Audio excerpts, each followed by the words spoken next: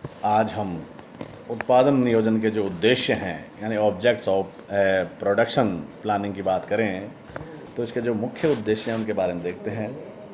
इसमें सर्वप्रथम देखते हैं कि पूर्वानुमान द्वारा विपणन विभाग से यानी मार्केटिंग डिपार्टमेंट से परामर्श करने के संस्था के उत्पादों की मांग का अध्ययन करना।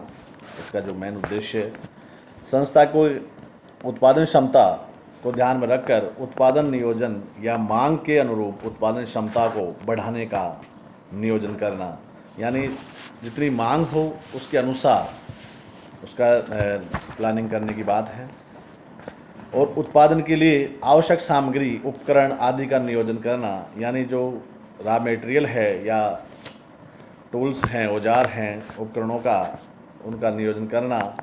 उत्पादन प्रक्रिया के लिए मानव संसाधन का नियोजन करना, यानी जो उत्पादन के लिए मानव कितने व्यक्तियों की आवश्यकता है, कितने व्यक्तियों की जो ज़रूरत पड़ती है उसका भी नियोजन करने की बात है। ऐसे ही बात करें उत्पादन के लिए जो सामग्री है, उपकरण है या भंडारण की जो व्यवस्था है उसको भी ध्यान में रखकर ही प्लानिंग किए जाते हैं। भविष्य में उत्पादन विधियां, प्रक्रियाओं या कार्यक्रम, प्रोग्राम्स आदि का निर्धारण करना कि किस प्रकार कौन कौन सी विधियों द्वारा उत्पादन किया जाएगा और किस कार्यक्रम के तहत आदि। उत्पादन कार्यों का मार्ग निर्धारण एवं अनुसूचीकरण करना, टेबुलेशन बनाना, उनके जो किस प्रकार से उत्पादन कार्य को आगे एक प्रक्रिया के माध्यम से बढ़ाना है। विभिन्न विभागों के नियोजन और कार्यों में समन्वय स्थापित करना, यानी मार्केटिंग है, भंडारण है, बैंकिंग है, बीमा है आदि सबसे एक दूसरे से तालमेल बिठाकर ही इस कार्य को आगे प्लानिंग की जाती है। उत्पादन के साधनों का अधिकतम एवं अनुकूलतम उपयोग करना, जितने भी जो संसाधन है, मानव है, मशीन है, मटेरियल है, सबका अधिक से अधिक उपयोग करके अधिकतम उत्पादन कर रहे और उनका अनुकूलित उपयोग कर प्रयोग में करना, जिससे कि कम लागत आवे।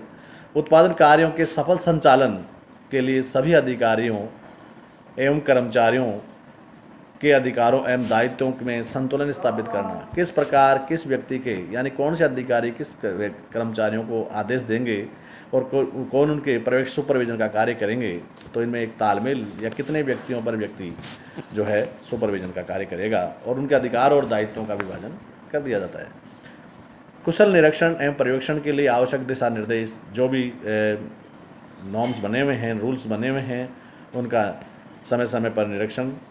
सभी कर्मचारियों को अपनी क्षमताओं के पूर्ण उपयोग का अवसर देना, जो आदमी जो जिस कार्य में रुचि रखता है, जिस पद के लिए वह कार्य कर रहा है, उसको उसी कार्य के अनुरूप, उस व्यक्ति को उसी के अनुरूप कार्य देकर उसकी जो अधिकतम जो कुशलता अवसर को उसकी क्रियान्विति में परिवर्तन करने की मौका देकर उसको अधिक उत्पादन के लिए बढ़ावा देना है। उत्पादन प्रक्रिया एवं अनुसूचन व्यवधान होने पर सभी संबंधित व्यक्तियों को आवश्यक सूचना देने वाली, उत्पादन प्रक्रिया में अगर किसी प्रकार का कोई है तो सभी को उनको आवश्यक सूचनाएं उपलब्ध करवाना। उत्पादन नीतियां हैं, नियमों हैं, कार्य विधियां हैं को स्पष्ट करना कि किस प्रकार उत्पादन करना है और किन नीतियों और नियमों के तहत कार्य करना है, उसकी स्पष्ट व्याख्या इसका मेन उद्देश्य है। अगर बात करें उत्पादन नियोजन प्लानिंग की उद्देश्यों की बात करें तो इसमें संकटकालीन जो परिस्थितियों के लिए वैकल्पिक योजनाओं का निर्माण करना भी है। अगर किसी विकट परिस्थितियों में कोई ऐसी स्थिति आती है तो उसके अनुसार व्यक्तियों को और मशीन को इसको अनावश्यक न करके किसी कार्य के लिए ही उपयोग में ले। ऐसे ही बात करें आगे उत्पादन नियोजन के जो फंक्शन है, कार्यों की बात करें, फंक्शन और प्रोडक्शन प्लानिंग की बात करें तो इसमें देखते हैं कि निम्नलिखित कार्य हैं। इसमें उत्पादन किए जाने वाले माल की मात्रा का अनुमान लगाना कि कितना मात्रा में हमें जो माल है उसका उत्पादित करना है, क्योंकि ऐसा नहीं हो कि हम उत्पादन करके रख दें और माल भंडारण की व्यवस्था इनके लिए और वो अनुपयोगी हो जाए कि पड़ा ही बिके नहीं। तो जितनी सप्लाई, जितनी पूर्ति, क्रय विक्रय है उसके अनुसार ही उत्पादन किया जाना चाहिए। उत्पादित किए जाने वाले माल की डिज़ाइन को ज्ञात करना और निर्धारित करना। वर्तमान में जब हम जानते हैं कि उपभोक्ता बाजार का राजा है तो उसकी जो डिज़ाइन है वो उपभोक्ता के आय के अनुसार, उसके रुचि के अनुसार ही तैयार की जाती है। एक रिसर्च शोध के माध्यम से ये पता लगा लिया जाता है कि उपभोक्ता को क्या चाहता है उपभोक्ता। उत्पादित किए जाने वाले माल की किस्म और मात्रा को निर्धारण करना।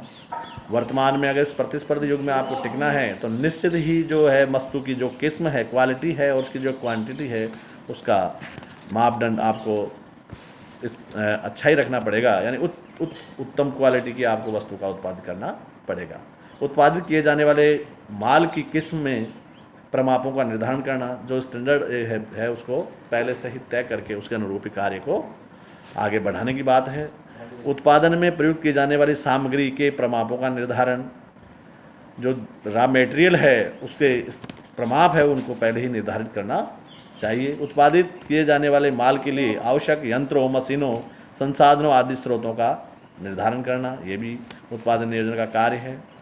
उत्पादन करने का जो समय है निर्धारित है, जो पारियां हैं जो भी है, या एक किस महीने में कौन सा प्रोडक्ट आपको बनाना है। सीजन के सौदागर अगर ऐसी कोई है तो फिर जैसे पतंग का उत्सव है तो जनवरी के महीने से पहले, और अगर मान लो पटाखों की है या होली का है तो आपको मार्च, मतलब जो जैसा कार्य जिसकी प्रकृति का होता है उसे उसका पहले ही निर्धारण कर लिया जाता है। उत्पादन में लगने वाले समय का निर्धारण हो गया। उत्पादन कार्य सामग्री आपूर्ति कार्यक्रम निर्धारित करना ताकि आवश्यक सामग्री और श्रम की यथावत आपूर्ति सुनिश्चित की जा सके। जितने व्यक्तियों की आवश्यकता होती है उतने और इतनी आवश्यक जो सामग्री है उनका पूर्व निर्धारित करना। संयंत्रों, मशीनों, उपकरणों की क्षमता को निर्धारित करना, किस मशीन द्वारा कितना प्रोडक्ट किया जाना है, ये उसका डेप्रिसिएशन होकर कितने साल ये चलेगी, ये सब पहले ही निर्धारित कर लिया जाता है।